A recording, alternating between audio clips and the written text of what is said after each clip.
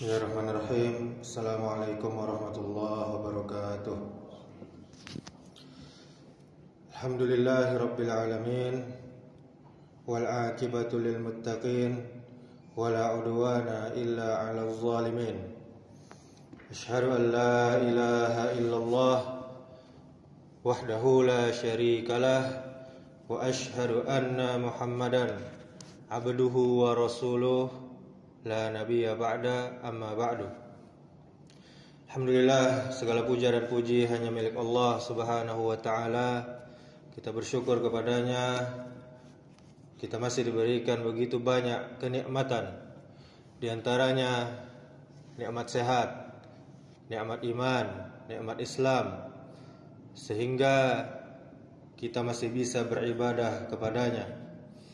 Kemudian salawat beserta salam semoga selalu tercurahkan untuk junjungan kita, junjungan sekalian alam, yakni Nabi Muhammad sallallahu alaihi wasallam. Allahumma salli wa sallim wa barik ala Muhammadin wa ala alihi wa ashabihi ajma'in wa man tabi'ahum bi ihsan ila yaumiddin. Kaum muslimin, kaum muslimat, jamaah salat zuhur yang dimuliakan Allah Subhanahu wa ta'ala. Al-Imam Ibnu Taimiyah rahimahullah, semoga Allah merahmatinya, pernah berkata, wal qalilu minal halali yubaraku fihi wal haramul katsiru yazhabu wa yamhaqhu Allahu ta'ala.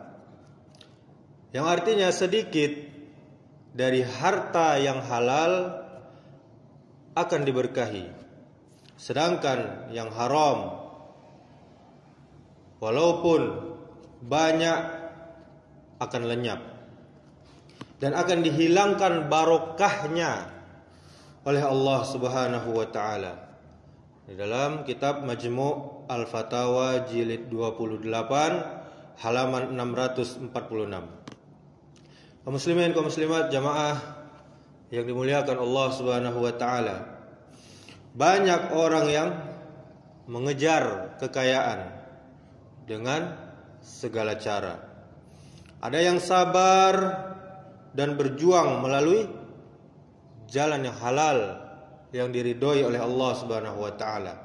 Namun ada pula yang tergoda mencari jalan pintas dengan cara yang haram, seperti korupsi, riba, mencuri, menipu, atau zalim, merampas hak orang lain.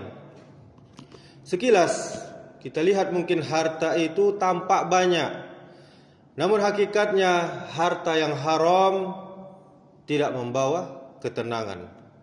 Harta itu yang banyak tadi, yang tampak banyak tadi, cepat habis, tidak memberi manfaat, bahkan menjadi sebab datangnya kemurkaan Allah Subhanahu wa ta'ala. Sebaliknya, harta yang halal walaupun sedikit akan diberkahi oleh Allah Subhanahu wa ta'ala. Dan harta yang sedikit itu Allah menjadikannya cukup untuk memenuhi kebutuhan, membawa ketenangan, dan menjadi sebab kebahagiaan hidup seorang hamba. Inilah yang dimaksud dengan barokah, yaitu artinya bertambahnya kebaikan meski secara jumlah terlihat tidak besar. Kaum muslimin, kaum muslimat, jamaah yang dimuliakan Allah Subhanahu wa ta'ala, marilah kita jadikan hidup kita penuh dengan keberkahan. Dengan cara apa? Dengan selalu menjaga diri, menjaga keluarga kita dari harta yang haram. Kita ingat-ingat firman Allah Subhanahu wa ta'ala dalam Al-Quran, ya ayyuhan nas kulu mimma fil ardi halalan tayyiban wala tattabi'u khutuwatis syaitan innahu lakum aduwwum mubin. Apa kata Allah? Wahai manusia, bukan wahai orang beriman, bukan wahai orang Islam, tapi seluruhnya. Wahai manusia, kata Allah, makanlah dari makanan yang halal lagi baik dari apa yang terdapat di bumi. Dan janganlah kamu mengikuti langkah-langkah syaitan. Sesungguhnya syaitan itu adalah musuh yang nyata bagimu. Dalam surah Al-Baqarah ayat 168.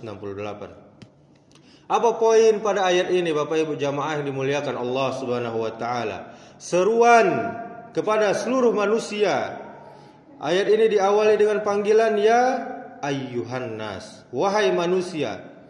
Artinya perintah ini berlaku untuk semua manusia, bukan hanya orang beriman. Allah memerintahkan agar seluruh manusia memperhatikan sekali apa yang mereka konsumsi, apa yang mereka manfaatkan dari bumi ini. Kemudian perintah untuk makan yang halal. Kata halalan berarti sesuatu yang diperbolehkan oleh syariat, tidak dilarang dan tidak melanggar hukum Allah Subhanahu wa taala. Halal bukan hanya dilihat dari zatnya, tetapi juga dari cara memperolehnya. Misalnya daging ayam itu halal, tetapi kalau didapat dengan cara mencuri, maka tetap haram, tidak boleh dimakan. Kemudian perintah untuk makan yang thayyib atau yang baik. Kata thayyiban berarti sesuatu yang baik, sesuatu yang bersih, sesuatu yang sehat dan bermanfaat. Jadi meskipun halal, jika membahayakan tubuh, apalagi merusak akal seperti khamar, maka tidak termasuk dalam kategori thayyib dan juga tidak halal. Kemudian poin dari ayat ini yaitu larangan mengikuti langkah-langkah syaitan.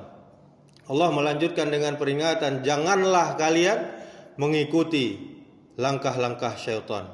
Apa maksudnya? Setan akan selalu berusaha menjerumuskan kita manusia agar apa? Agar tergoda mencari rezeki dengan cara yang haram. Lewat cara apa? Lewat cara riba. Tidak punya modal, pinjam sana, pinjam sini, pinjam berbunga dan yang lainnya. Kemudian dengan cara suap, sogok. Kemudian dengan penipuan, korupsi atau perbuatan curang yang lainnya. Semua itu adalah langkah-langkah yang tampak kecil, namun jika kita mengikutinya bisa menjerumuskan kita pada kehancuran, kebinasaan. Kemudian poin dari ayat ini adalah syaitan adalah benar-benar musuh bagi kita, musuh yang sangat-sangat nyata. Allah menegaskan bahwa syaitan adalah musuh yang nyata. Syaitan tidak ingin manusia menikmati rezeki yang halal, rezeki yang berkah, tetapi syaitan ingin menjerumuskan kita manusia agar makan dari harta yang haram, sehingga dengan makan harta yang haram tadi, doa kita tidak dikabulkan oleh Allah, ibadah kita tidak khusyuk, dan hidup kita jauh dari yang namanya berkah. Apa kesimpulan dari ayat ini? Ayat ini menegaskan kita bahwa rezeki halal dan yang baik, halalan thayyiban, adalah sumber keberkahan hidup. Harta yang haram justru mengundang kemurkaan Allah Subhanahu wa taala.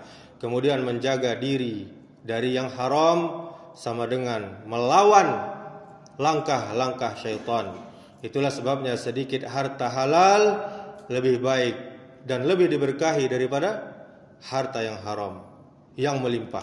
Demikianlah, semoga Allah Subhanahu wa taala memberikan kepada kita rezeki yang halal, rezeki yang baik, rezeki yang berkah, serta menjauhkan kita dari segala bentuk harta yang haram. Subhanakallahumma wa bihamdika asyhadu an la ilaha illa anta astaghfiruka wa atubu ilaik. Wassalamualaikum warahmatullahi wabarakatuh.